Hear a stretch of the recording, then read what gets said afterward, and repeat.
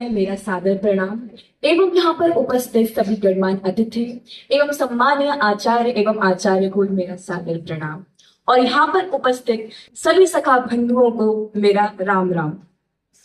आज मैं आप सभी के समक्ष अपनी कहानी प्रस्तुत करने जा रही हूँ जिसका शीर्षक है अष्टावक्र वंदन शास्त्रार्थ। आशा करती हूँ यह कहानी आप सभी को पसंद आए। मेरी कहानी कुछ इस प्रकार है। प्राचीन काल में एक ऋषि हो, नाम था उद्दालक। उनके पुत्र का नाम श्वेतकेतु था। उद्दालक ऋषि के एक परम विद्वान शिष्य थे कहोड़। कहोड़ को संपूर्ण वेदों का ज्ञान देने के पश्चात उनके साथ अपनी पुत्री सुजाता का विवाह करा दिया। ऋषि कहोड़ एक वेद पाठी ब्राह्मण थे। जब उनकी पत्नी गर्भवती हुई तो गर्भ के बालक ने भी वेदों का पाठ करना आरंभ कर दिया। जैसे अभिमन्यु ने गर्भ में रहकर चक्रव्यूह का ज्ञान अर्जन किया था। एक रात वह बालक गर्भ से बोला, हे पिता, आप वेद मंत्रों का अशुद्ध उच्चारण कर रहे हैं। ऋषि कहोड़ के पास अन्य ऋषि भी बैठे थे। अपने अजन्मे में गर्भस्थ बालक की इस तरह बात सुनकर उन्होंने अत्यंत अपमानित अनुभव किया। पुत्र अभी पैदा भी नहीं हुआ और इस तरह की बातें कही। क्रोध में पिता ने पुत्र को घर में ही शाप दे दिया। हे बालक, तुम घर में रहकर ही मुझसे इस तरह की टेढ़ी बातें कर रहे हो। मैं तुम्हें श्राप देता हूँ, तुम एक अंग से टेढ़े होकर अपनी माता के गर्भ से उत्पन्न होंगे। कुछ दिनों बाद बालक का जन्म हुआ। शाप अनुसार वह 8 अंग से वक्र था, इसलिए उसका नाम पड़ा अष्टावक्र। अष्टावक्र के जन्म के पूर्व ही ऋषि कहोड़ धन अर्जन के लिए राजा जनक के यहाँ गए थे, जहां शास्त्रार्थ का आयोजन था। शास्त्रार्थ राज्य के महापंडित वंदन से करना होता था, जो कि परम विद्वान थे। कहते हैं शास्त्रार्थ में ऋषि कहोड़ पराजित हो गए थे, इसलिए विजेता पंडित वंदन ने उन्हें जल समाधि लेने को कहा। उद्दालक ऋषि को अपने शिष्य द्वारा ज्ञात हुआ कि शास्त्रार्थ में पराजित होने के फलस्वरूप उन्हें जल समाधि दे दी गई है। इस तथ्य को बालक अष्टावक्र से छिपा कर रखा गया। अष्टावक्र अपने नाना उद्दालक को ही अपने पिता जानते थे और मामा श्वेतकेतु को अपने भाई। 12 वर्ष बीत गए।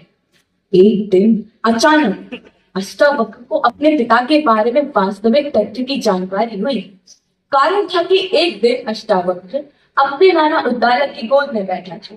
तभी उद्दालक का पुत्र श्वेतकेतु आता है और कहता है, अपने पिता की गोद में मैं बैठूंगा, जा तू अपने पिता की गोद में जाकर बैठ।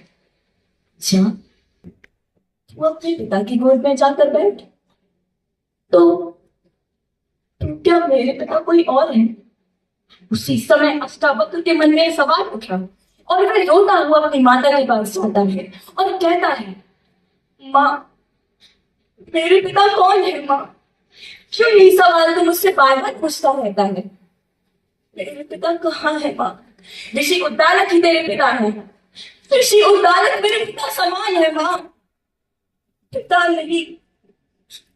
माँ, क्या अभी भी तू मुझे इतना छोटा समझती है कि मैं नाना और पिता का भेद से समझूं?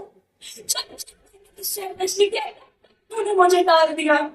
रात, दिवस, माह, वर्ष, वर्षानुवर्ष, बस एक ही उत्तर की प्रतीक्षा माँ, कौन है मेरे पिता? यह सवाल तू अपने नाना से भी कर सकता है ना माँ। तेरे और मेरे बीच सिर्फ मेरे पिता हैं, फिर यह प्रश्न मैं किसी और से क्यों करूं? माँ, मैंने अपने शरीर के साथ साथ अपने मन को भी खड़ा कर दिया है, कह दे सच।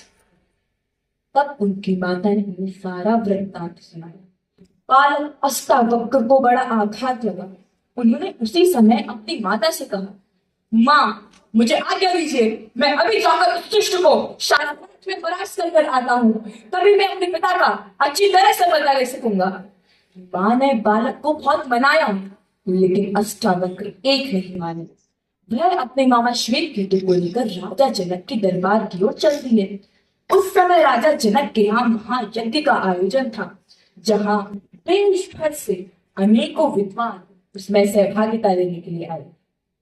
अष्टावक्र सीधे दरबार की ओर जा रहे थे, लेकिन द्वारपालों ने इन्हें रोक लिया और कहा केवल महर और चतुर्ब्राह्मण ही अंदर जाने के अधिकारी हैं, बालकों को अंदर जाने की अनुमति नहीं। अष्टावक्र कहते हैं एक बार सिर के बाल सफेद होने से कोई मनुष्य वृद्ध नहीं हो जाता। अगर विष्णु द्वारा स्थापित धर्म के अनुसार विचार करो तो अवस्था से, बाल बनने से, धनिया बंधुओं के अधिक होने से व्यक्ति को कोई महत्व नहीं मिलता। सांगोपांग वेद को जानने वाले विद्वान ही महर् और वृद्ध है। हम तुम्हारे महापंडित बंधन से मिलने आए हैं। जब हम उन्हें शास्त्रार्थ में परास्त कर सभी विद्वानों को चकित कर देंगे तब तुम्हें हमारी मेधा के बारे में ज्ञात होगा। तब द्वारपालों ने अष्टावक्र को अंदर जाने की अनुमति दी। अष्टावक्र ने जैसे ही सभा में प्रवेश किया सारी सभा उनको देखकर हंसने लगी। तभी अष्टावक्र भी जोरों से खिलखिलाकर हंस दिए। लेकिन राजा जनक को बड़ा विचित्र लगा। उन्होंने पूछा हे बालक, और सब हंसते हैं तो क्यों हंसते हैं ये मैं समझ गया, किंतु तुम क्यों हंसे? 12 वर्ष के बालक अष्टावक्र ने कहा महाराज, मैं इसलिए हंस रहा हूं कि इन चमड़े की पारखनों मूर्खों की सभा में सत्य का निर्णय हो रहा है। राजन, मैंने अपने हंसने का कारण तो बता दिया, किंतु आप अपने इन मूर्ख विद्वानों से पूछेंगे कि ये किस पर हंसे, मुझ पर या उस कुम्हार पर जिसने मुझे बनाया?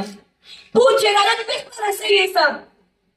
राजा जनक ने धैर्यपूर्वक कहा हे ब्राह्मण कुमार, मुझे और मेरे इन दरबारियों को इस अपराध में क्षमा करें, किंतु आप अभी आचार्य बनने से शास्त्रार्थ करने के लिए वयस्क नहीं हुए हैं। अभी आप और विद्या अध्ययन कीजिए। अष्टावक्र कहते हैं महाराज, मुझे आचार्य बनने के सामने प्रस्तुत तो करें। मैं हूं आचार्य बंदन, मैं तुमसे शास्त्रार्थ करने के लिए तैयार हूं, किंतु क्या तुम्हें मेरी शर्त मंजूर है?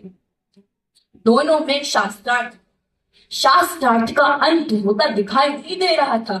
दोनों एक दूसरे पर भारी पड़ रहे थे कि अचानक आचार्य बंदन निरुत्तर हो गए। सभा में अष्टावक्र की जय जयकार होने लगी और राजा जनक भी अष्टावक्र की विजय घोष करते हैं और आचार्य बंदन जल समाधि लेने को तैयार हो जाते हैं।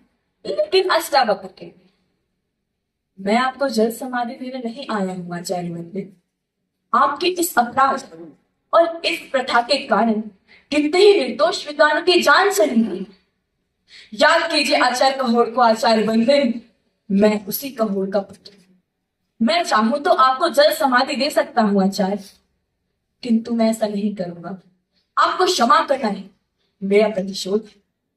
शास्त्र को शस्त्र न बनाओ महाराज, शास्त्र जीवन का विकास करते हैं और शस्त्र जीवन का विनाश।